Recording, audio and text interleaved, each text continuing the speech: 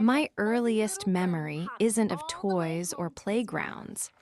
It's of the smell of Mama's coffee burning because she fell asleep at the kitchen table after pulling a double shift. I was maybe 5, standing on a stool to turn off the stove so the house wouldn't fill with smoke. Daddy had already started disappearing for days at a time by then, coming back with apologies and empty pockets. Mama never cried in front of us, but I saw the way her shoulders sagged when she thought no one was looking. That's when I decided I would be the one to fix things someday. I would study hard, become a doctor, buy us a big house with a yard where Tasha could run without worrying about needles or hospital smells. Tasha came along when I was 7. She was tiny, with big curious eyes and a laugh that sounded like bells. From the moment she could toddle, she followed me everywhere, calling me Jas Jas and begging me to read her stories. I taught her the alphabet before kindergarten using old library books I checked out on Mama's card. We lived in a 2-bedroom apartment on the south side of Chicago, peeling paint, roaches that scattered when you flipped the lights, neighbors arguing through thin walls. But inside our little unit, we made magic. I'd sit on the floor with Tasha in my lap, pointing to pictures in the snowy day or where the wild things are, making voices for every character until she giggled so hard she hiccuped. School became my escape. Teachers noticed me right away. Jasmine has potential, they'd write on report cards. By 4th grade, I was reading at an 8th grade level. I won every spelling bee, every science fair project I entered.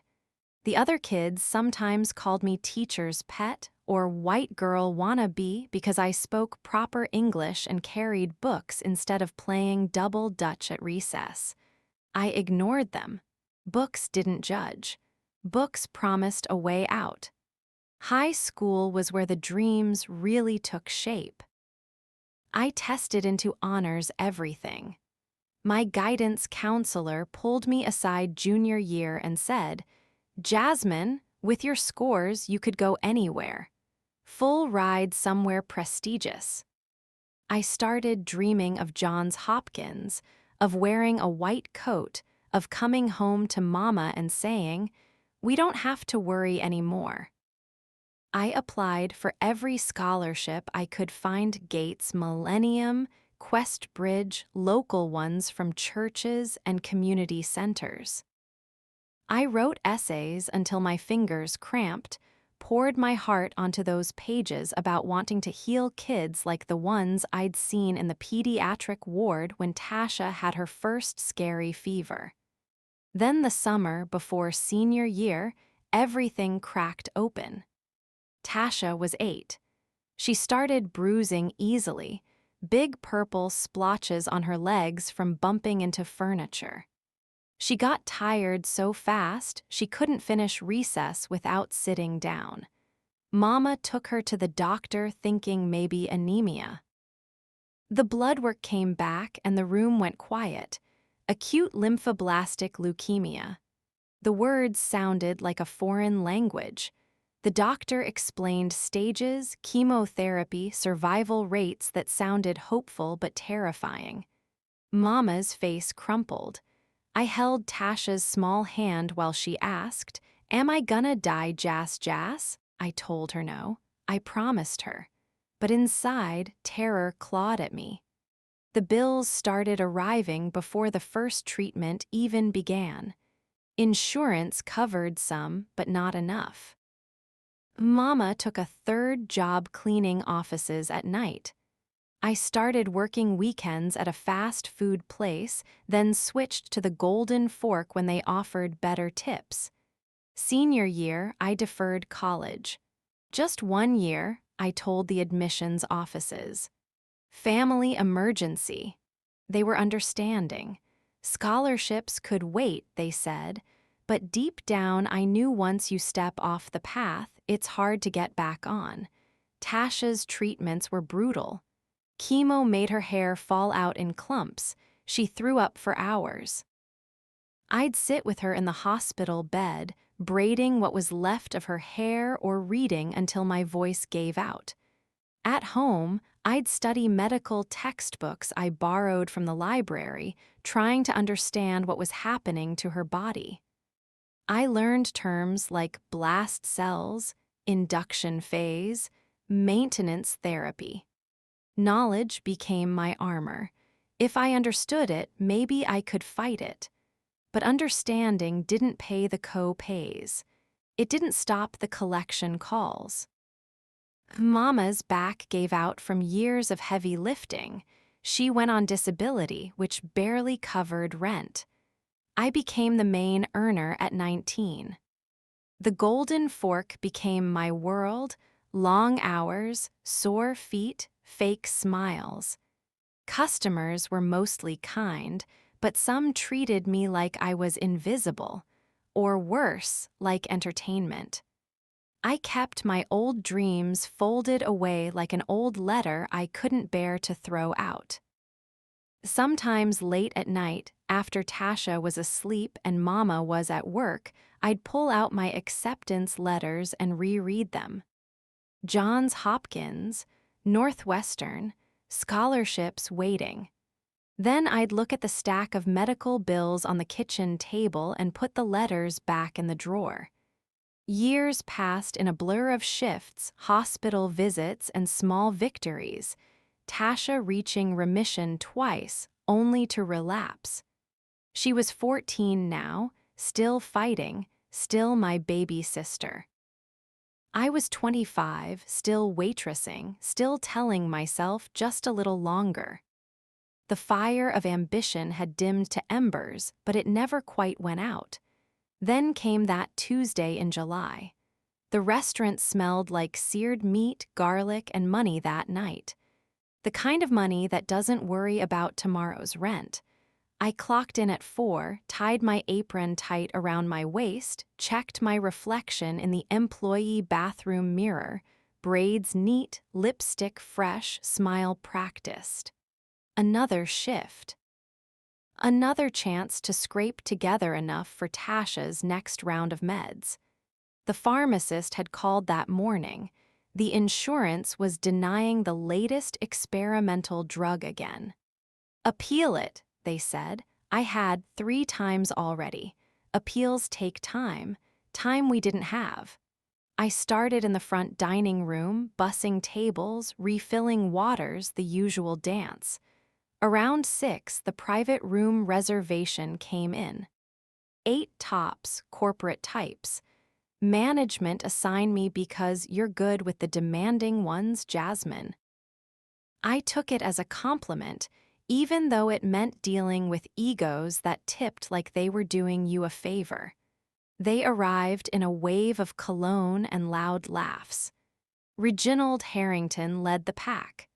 I'd seen his face on billboards and local news, Harrington Tech, the man who disrupted something or other and got rich doing it. Tall, silver-haired, the kind of confidence that comes from never hearing no. He wore a navy suit that probably cost more than my monthly take-home. His friends followed, 2 other suits, a woman in pearls who barely spoke and a younger guy who kept checking his phone. I greeted them at the door. Good evening, welcome to the Golden Fork. I'm Jasmine, I'll be taking care of you tonight. Harrington glanced at me, then past me like I was furniture. Tables ready? Yes, sir, right this way. I led them in, pulled out chairs, handed menus. They ordered drinks first, top shelf scotch neat. I poured carefully, no spills. Everything smooth. Appetizers came out. Oysters, foie gras toasts, the fancy stuff people pretend to enjoy. I set plates down quietly, refilled waters, cleared empties. Routine. Then the main courses hit the pass: fillets, lobster, truffle, risotto. I balanced trays like I'd done 1,000 times. That's when it happened. The pudgy friend, red-faced, loud, reached for his wine glass at the same moment I leaned in to place his steak. His elbow knocked it. Red wine arced across the white tablecloth like blood, soaking napkins, dripping onto the floor. A small gasp from the woman in pearls. I reacted fast. Grabbed a clean cloth from my apron, started blotting. "I'm so sorry, let me clean that right up. I'll get you a fresh glass and a new napkin." Harrington's voice cut through, sharp, amused. "Clumsy much?" I paused, cloth in hand. "It was an accident, sir. His elbow." "His elbow?" He laughed, short and mean. "You're the one hovering." "Watch yourself, girl." The word girl landed like a hand on my neck. Not miss, not ma'am. Girl, like I was 12, like I didn't belong here. I kept wiping, head down. "I'll replace everything. No charge, of course." The pudgy one chuckled. "She's quick with the apologies, trained well." Harrington leaned back, swirling his scotch. "Trained? Probably the only training she's had. What's your education level, sweetheart? High school? Or did you skip that too for this glamorous career?" The table laughed. Not loud, but enough. Enough to make my ears burn. I straightened slowly. "I can get your new wine now, sir." He waved a hand. "No rush, we're just curious. You look like the type who peaked at prom. Tell me, do you even know what foie gras is? Or is it all just fancy food to you?" More laughter. The woman in pearls looked uncomfortable but said nothing. I forced the smile. The one that shows teeth but no soul. "It's duck liver, sir. Force-fed for richness. Very popular here." He raised an eyebrow. "Look at that. She can read the menu. Impressive. Bet spelling it would be a challenge, though. Foiegras sounded out for us." They laughed again, harder. My hands shook as I gathered the soaked napkins. The humiliation wasn't new. I've had customers call me sweetie, tip me pennies while flashing Rolexes, ask if I speak English even though my accent is pure Chicago. But this felt different. Personal. Like he saw the cracks in me and decided to pry them open. I walked to the kitchen, dumped the linens in the hamper, leaned against the wall for a second. My chest hurt. Not from anger exactly, from shame. The kind that whispers you're exactly what they say. Uneducated. Stuck. Worthless. Back at the table, I set down fresh glasses, new napkins, refilled waters. Kept my voice even. "Is everything all right now?" Harrington smirked. "For now, try not to spill anything else. We don't need a flood in here." The pudgy one added, "Yeah, no need to make it rain, unless it's tips, right?" They roared. I nodded, retreated to the side station. For the rest of service, every time I approached, Harrington had another jab. "Think you can handle the check without a calculator, genius. Escargot, spell it, quick, clock's ticking." "Hey girl, what's the capital of France? Paris, right? Or is that too hard?" Each one landed like a small cut. By dessert, I was bleeding inside. When they finally left, the bill was over $1,200. Tip, $8, cash, crumpled ones. I stood in the empty private room after, staring at the stained cloth they'd left behind. My reflection in the window looked small, tired, defeated. I finished closing side work in silence. Clocked out at 11:30. Drove home through quiet streets, radio off. The apartment was dark when I got in. Tasha asleep in her room, IV pole beside the bed from today's home infusion. Mama at her night job. I sat on the couch, still in my uniform, and cried. Not loud sobs, just quiet tears that wouldn't stop. Why did it hurt so much? I'd heard worse. But those words, uneducated, girl, the way he said them like facts, dug into the places I'd tried to protect. The girl who once dreamed of stethoscopes and white coats.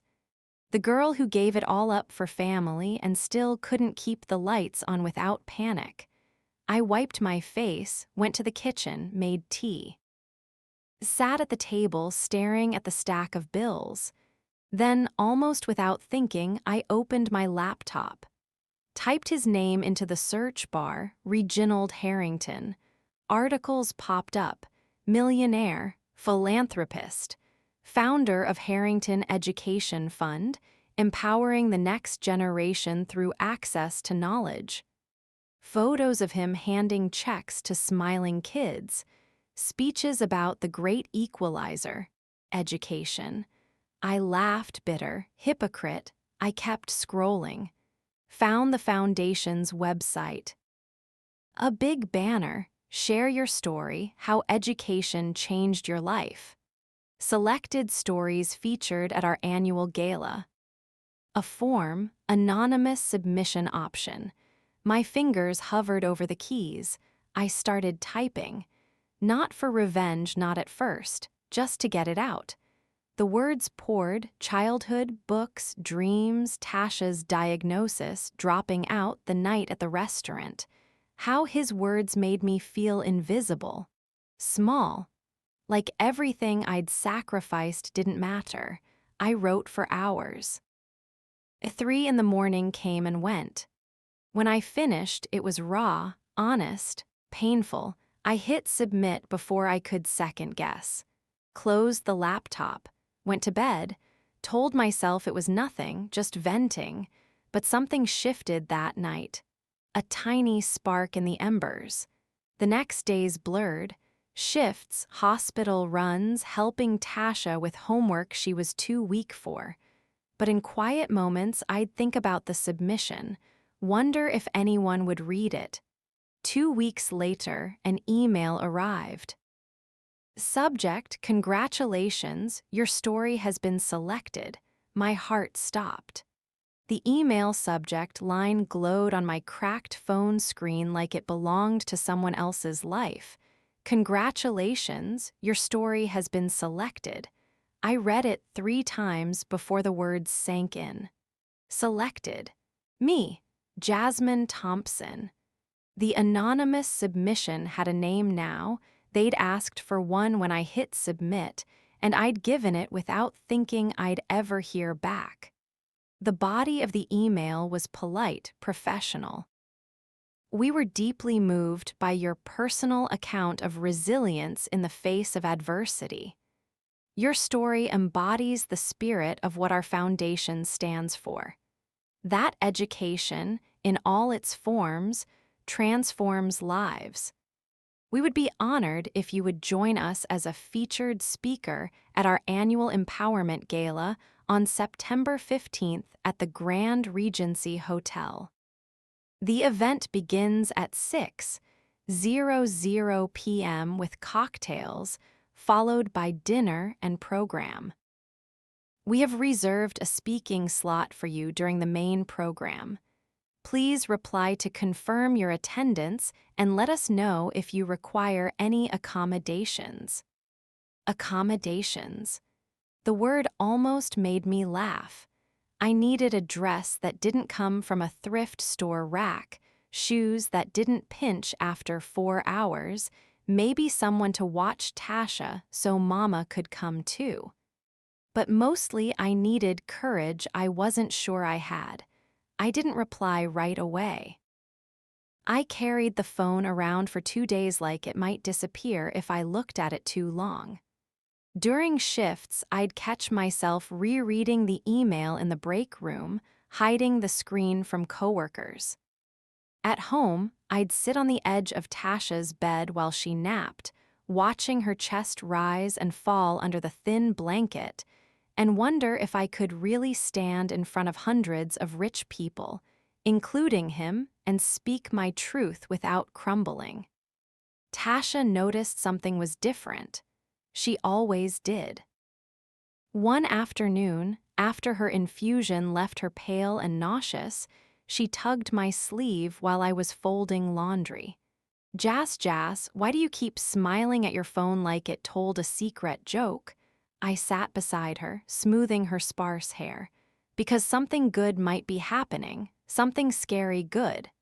Scary good is the best kind, she said, voice small but cert. Like when the doctor says the new medicine might work even though it makes you throw up first. I kissed her forehead. Exactly like that. That night I replied, yes, I would attend. Yes, I would speak. No special accommodations needed except maybe a +1 for my mother if there was room. They wrote back within hours. 2 seats confirmed, program details attached, dress code black tie optional but formal encouraged. Formal. I had nothing formal. The next 3 weeks became a quiet mission. I picked up extra shifts whenever I could, lunch rushes, double shifts on weekends when Mama could stay with Tasha. Every tip went into a coffee can labeled Gala Fund. I found a deep burgundy gown at a consignment shop on the west side, floor length, off the shoulder, slightly too big but elegant enough that a few safety pins and Mama's old sewing kit made it fit like it was made for me. Shoes were harder.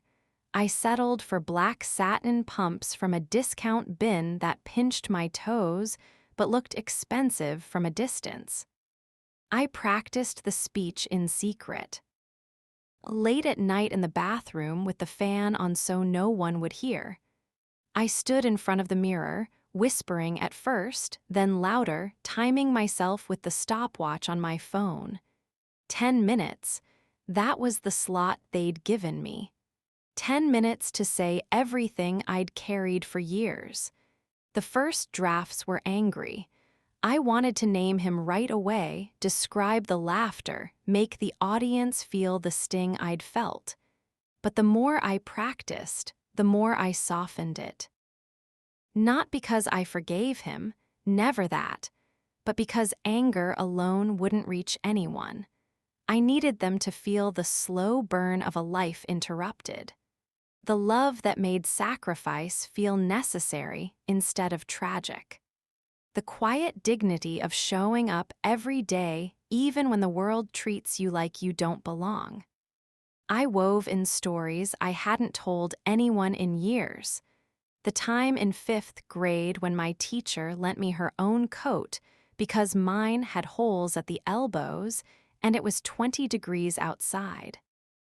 The summer I tutored neighborhood kids for free because their parents worked nights and couldn't afford summer programs.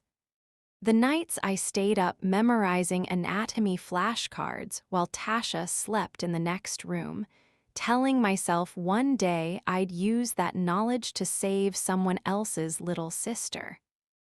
By the time September rolled around, the speech felt less like revenge and more like confession, like laying down a burden I'd carried alone too long. The night before the gala, I barely slept. I kept replaying worst-case scenarios, tripping on stage, voice cracking, Harrington laughing from the front row, or worse, him not remembering me at all. That would hurt more. Mama helped me get ready. She pinned my braids into an elegant updo, lent me her pearl earrings, the only nice thing she owned, dabbed concealer under my eyes to hide the exhaustion. Tasha watched from the couch, eyes wide. "You look like a queen," she said. I knelt in front of her. "If I'm a queen tonight, you're the reason why." She hugged me so tight I felt her heartbeat against mine. "Tell them about me, so they know why you're strong." I promised I would. The Grand Regency Hotel ballroom smelled like lilies and wealth. Chandeliers dripped light across marble floors. Men in tuxedos, women in gowns that shimmered. Waitstaff in crisp black uniforms moved like shadows, offering champagne flutes on silver trays.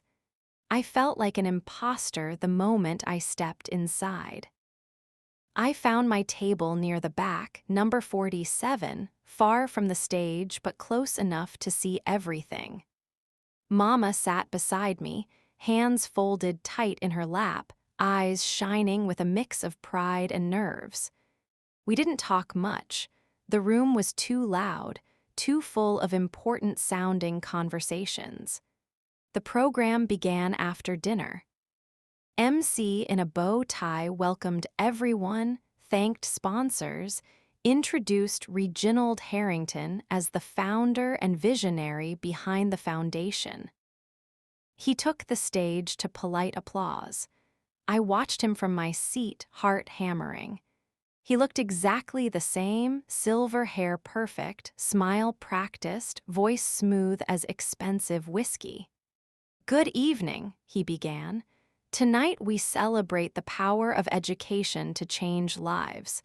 I started this foundation because I know that knowledge is the great equalizer.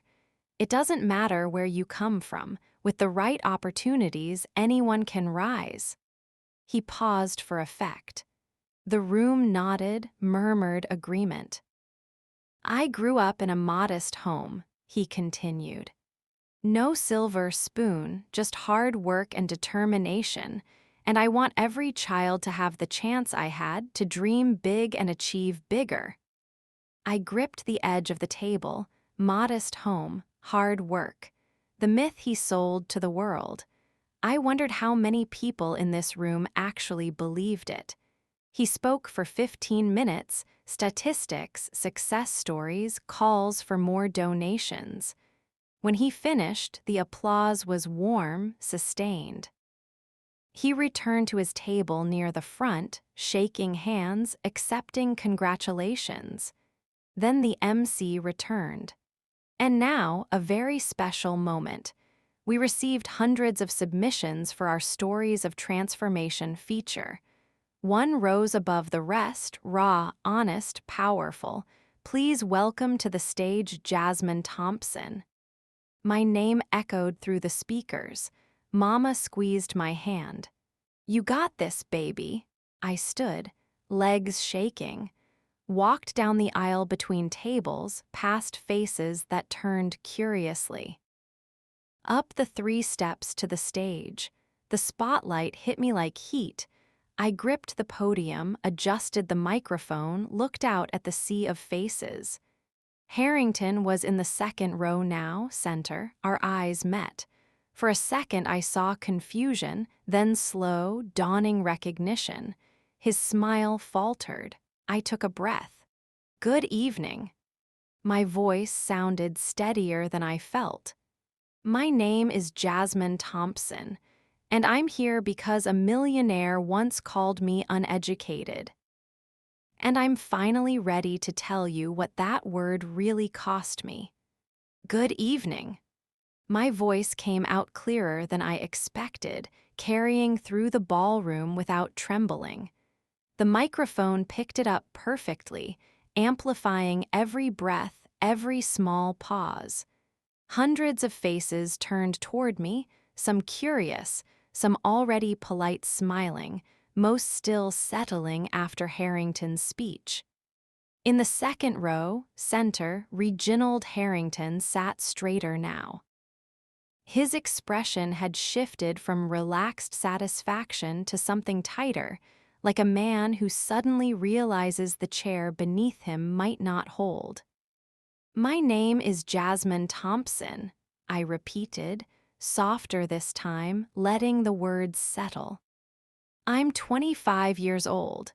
I work as a waitress at the Golden Fork downtown. I've been there for 3 years. Before that, I worked at a burger place, a coffee shop, anywhere that would give me hours. I live in a 2-bedroom apartment on the south side with my mother and my 14-year-old sister, Tasha. Tasha has leukemia. She's been fighting it since she was 8. I paused, let that land. A few soft murmurs rippled through the room, sympathy mostly. I didn't want their pity, but I needed them to hear the weight before I carried on. I was supposed to start college 6 years ago. I had acceptance letters from Northwestern and Johns Hopkins, full-ride scholarships. I was going to be a doctor. Pediatric oncology, actually. I wanted to help kids like Tasha. I wanted to make sure no other little girl had to ask her big sister if she was going to die. My throat tightened. I swallowed once, twice, kept going. But life doesn't always follow the plan you write in high school. Tasha got sick the summer before my senior year. The diagnosis came fast: blood work, bone marrow biopsy, words I barely understood at 17. Acute lymphoblastic leukemia. Stage high risk. The doctors were kind but honest. Aggressive treatment, long odds, expensive, very expensive. I looked down at my hands on the podium for a second. They weren't shaking anymore. Mama took extra jobs. I deferred enrollment. Just 1 year, I told the schools, then another year, then another. Scholarships have expiration dates. Dreams have them too, I guess. I started working full-time so we could keep the lights on, keep the co-pays paid, keep Tasha's port flushed and her counts monitored. I learned how to read lab results better than most interns. I memorized medication schedules, side effect timelines, when to call the oncologist in the middle of the night. I became an expert in survival, not the kind you study for, but the kind you live. A few heads nodded slowly. I saw a woman in the third row wipe her eye. I never stopped learning, though. Even when I couldn't afford tuition, I read. Library books, free online courses, medical journals I printed at the public library when the ink was cheap. I tutored kids in the neighborhood for free: algebra, biology, essay writing. Anything to keep my brain sharp, anything to feel like I wasn't disappearing. I lifted my gaze again, found Harrington. He hadn't moved. His jaw was set, eyes locked on me like he was trying to will me to stop. 2 months ago, on a Tuesday night in July, I waited on a table of 8 in the private dining room at the Golden Fork. One of the men at that table was Reginald Harrington. A ripple went through the room, sharp inhales, quick glances toward him. Phones started to lift, discreetly at first.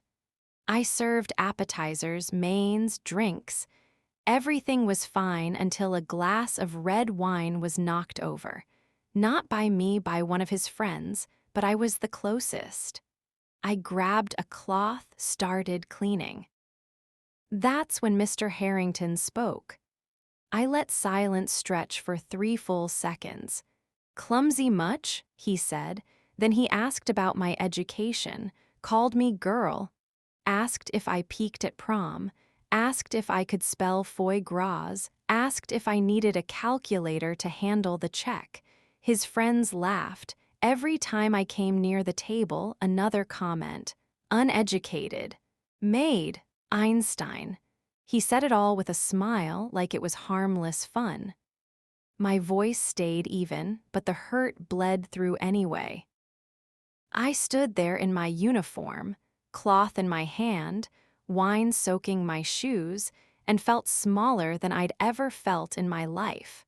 Not because the words were new, I've heard variations of them my whole working life, but because they came from someone who built an empire on the idea that education lifts people up. Someone who runs a foundation dedicated to giving kids the chances he claims he fought for. I looked directly at him now. No anger in my eyes, just clarity.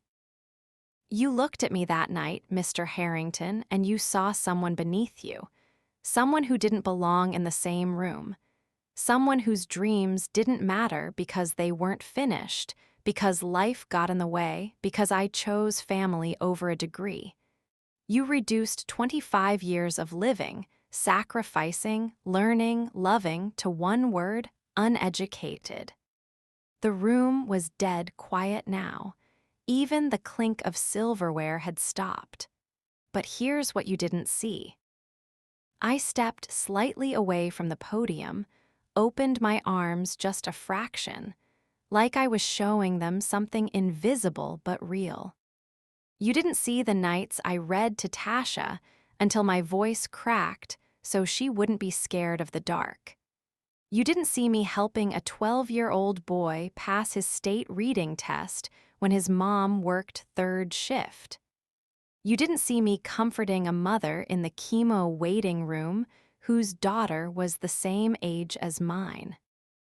You didn't see the anatomy flashcards still taped to my bedroom wall, faded but still there.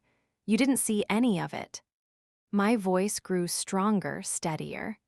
Education isn't only what happens inside a classroom with a tuition bill attached. It's every book you crack open when no one's watching, every question you ask when the answer matters, every time you teach someone else what you know. It's resilience. It's empathy. It's showing up when the world tells you to disappear. I paused again. Let them feel it. That night, your words cut deep. They humiliated me.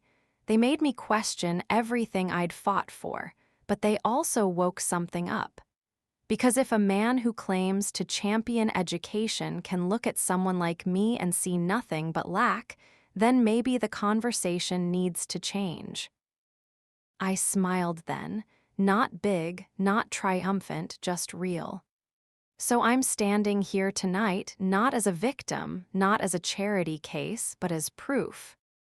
Proof that the system you say equalizes doesn't always work the way you think. Proof that people can be educated, brilliant, worthy, even when life forces them off the conventional path. Proof that words matter. That how you treat the person serving your dinner can echo louder than any speech you give from a stage. I looked out at the whole room now, and proof that sometimes the person you dismiss is the one who ends up teaching you the most important lesson of all. The silence held for another heartbeat. Then applause started, slow at first, one table, then another, then a wave. It grew until it filled the ballroom, not polite clapping, real, sustained standing. Mama was on her feet, tears streaming. People near the front were looking at Harrington, who sat frozen, face ashen, hands clasped so tight his knuckles were white. I stepped back from the podium, nodded once to the room. Thank you for listening. I walked off the stage on legs that felt stronger than when I'd climbed it, down the steps. Through the aisle, back to table 47, Mama pulled me into a hug before I even sat down. "You did it, baby," she whispered. "You really did it." The MC returned, looking a little rattled, thanked me, moved quickly to the next segment, some award presentation. But the energy in the room had shifted, whispers everywhere, phones still up. I could feel eyes on our table. Harrington didn't approach during the rest of the program.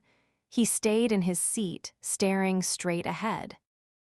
When the event ended and people began mingling, a small crowd formed around me: donors, board members, journalists. Business cards pressed into my hand. Offers of help for Tasha. One woman from a scholarship foundation said, "We need to talk. Seriously, call me tomorrow."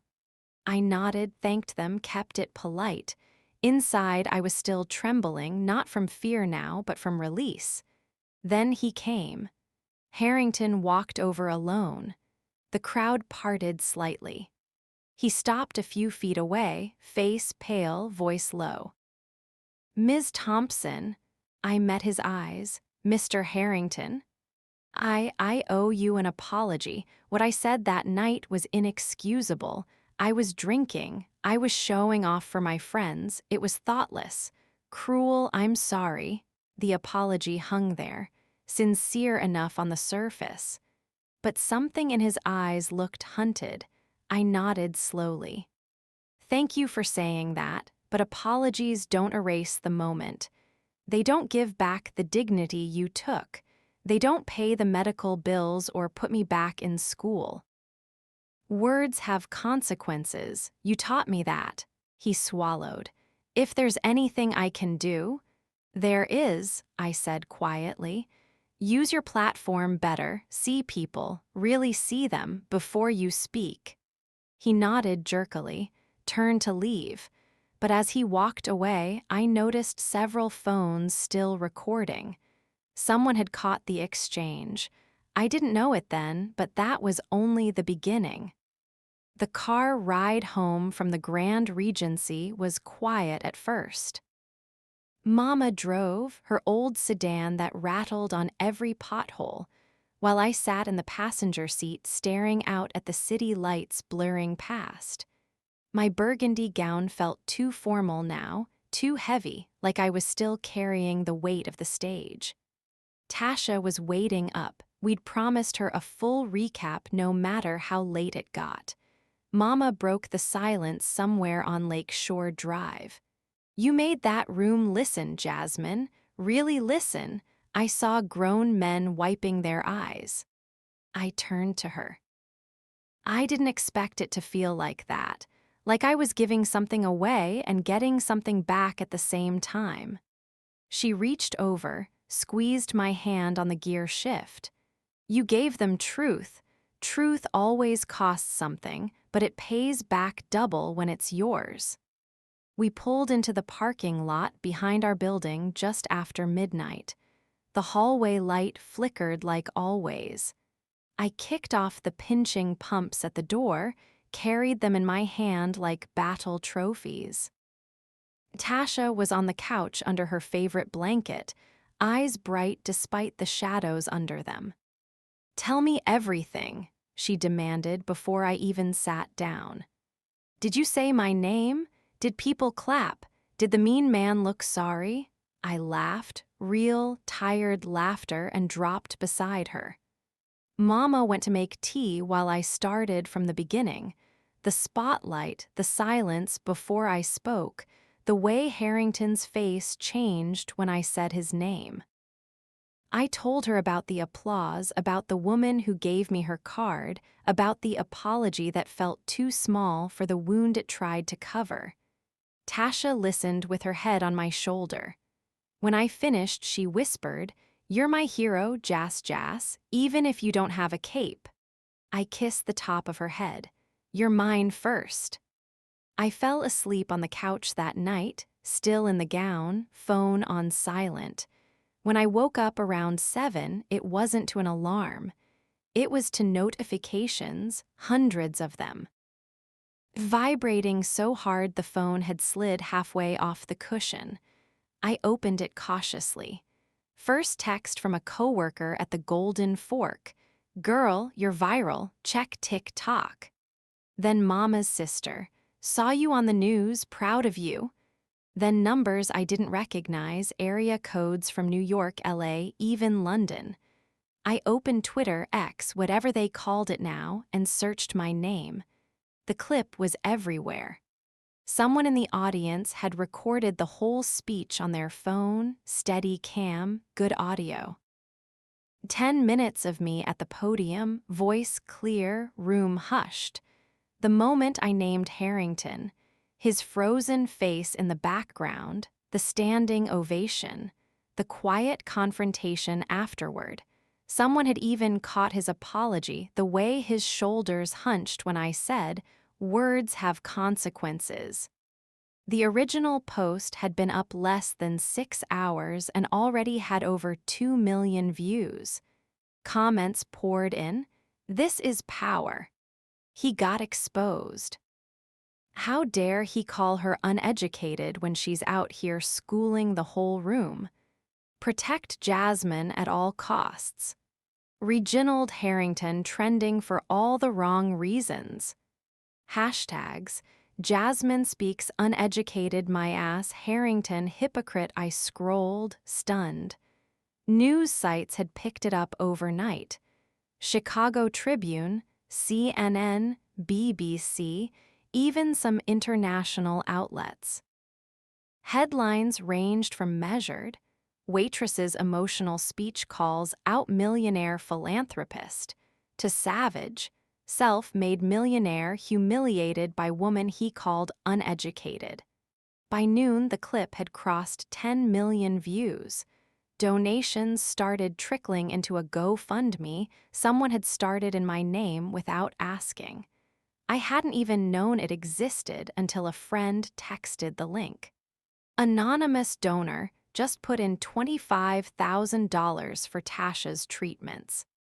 Then $50,000. Then 6 figures total by dinner.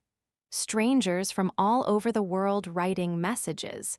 Use this for your sister. Finish your degree. You deserve better. I cried again that day, not from pain, but from the sheer volume of kindness crashing over me like a wave I didn't see coming. The foundation called the next morning. Not Harrington, the board chair. A woman named Dr. Alina Marquez. Voice calm, careful. Ms. Thompson, we've seen the coverage. We want to make this right. We're prepared to offer full funding for you to return to school, any program, any institution. Northwestern has already reached out. They're reinstating your scholarship with backdated eligibility. We'd also like to cover any outstanding medical expenses for your sister. I sat on the kitchen floor, back against the cabinets, phone pressed to my ear. Why? I asked. Not ungrateful, just needing to hear it. Because you reminded us what this foundation was supposed to be about, she said. Not photo ops, not ego, real people, real barriers. You held up a mirror. We didn't like what we saw, but we needed to see it. I accepted. Of course I did. The reversal didn't stop there. 2 days later, investigative reporters started digging. The viral clip had put Harrington under a microscope, and what they found wasn't pretty. First came the small cracks. Old classmates from his modest hometown saying he'd actually grown up wealthy, private schools, trust fund family money that seeded his first startup. Not bootstrapped. Inherited. Then bigger. Tax filings leaked showing the Harrington Education Fund had been diverting significant portions of donations, not to scholarships, but to administrative costs that included luxury travel, private jets, consulting fees to companies tied to Harrington's friends. One reporter found emails where he'd mocked applicants who didn't present well, using language eerily similar to what he'd said to me that night. The final blow came a week later. A whistleblower from inside his tech company released documents proving the groundbreaking AI algorithm that made him his first billion wasn't his invention at all. He'd acquired it through a shady buyout, buried the original creator's name under NDAs, claimed full credit in every interview. The creator, a black software engineer who died young, had never seen a dime beyond the initial payout. The story broke on a Sunday morning. Stock in Harrington Tech plunged 30% in pre-market trading. Sponsors pulled out of the foundation. Board members resigned. Harrington issued a statement, carefully worded, full of regret and misunderstandings, but it was too late. The empire cracked wide open. He stepped down as chairman that afternoon. The foundation restructured under new leadership. My name stayed attached to the scholarships they created in response, the Jasmine Thompson Resilience Fund. Full rides for single parents, caregivers, people who'd had to pause their education for family. I didn't gloat, not really. There was no joy in watching someone fall that hard, but there was justice. Quiet, slow, undeniable. Months passed. I enrolled at Northwestern that spring, pre-nursing track first, with plans to bridge to an accelerated BSN and eventually NP school. Tasha's counts stabilized. The new treatment worked. She started high school with a backpack full of books and a wig she picked out herself, bright purple streaks because, why not? Mama retired from night shifts. We moved to a bigger apartment with an extra room so Tasha could have her own space. I still tutored kids on weekends, not for money, just because it felt right. Sometimes I'd see Harrington in the news, smaller stories now, lawsuits, settlements. A quiet life somewhere out of the spotlight. I didn't hate him. Hate takes too much energy. I just hoped he'd learned something permanent. Hoped the next time he looked at a waitress or a janitor or anyone doing what they had to do to survive, he'd see a whole person, not a punchline. Years later, 5 to be exact, I stood on a different stage. Graduation day, nursing degree in hand. Tasha in the audience, healthy, cheering loud enough to embarrass me. Mama beside her, crying happy tears. After the ceremony, a little girl approached me, maybe 10, holding a folded piece of paper. "Are you Jasmine?" she asked shyly. "I am." "My mom said you spoke at a big event once. She showed me the video. She said you proved that being smart isn't about where you go to school, it's about what you do with what you know." I knelt to her level. "Your mom sounds wise." The girl handed me the paper. A drawing, me in a white coat, holding a stethoscope with a little girl beside me who looked a lot like Tasha. "For when you become a real doctor someday," she said. I hugged her, kept the drawing, framed it on my wall next to my diploma. That night I sat on the balcony of our new place, nothing fancy, but hours looking at the city lights. Tasha came out, wrapped a blanket around my shoulders. "You okay, Jas?" I smiled. "More than okay." She leaned against me. "You changed everything." "No," I said softly. "We did."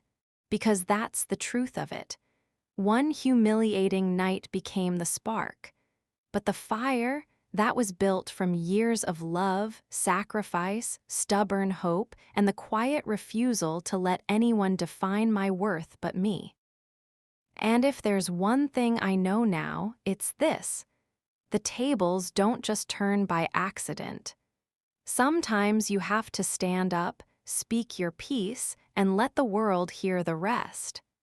Sometimes the uneducated waitress ends up teaching the millionaire, and everyone else watching, exactly what education really means.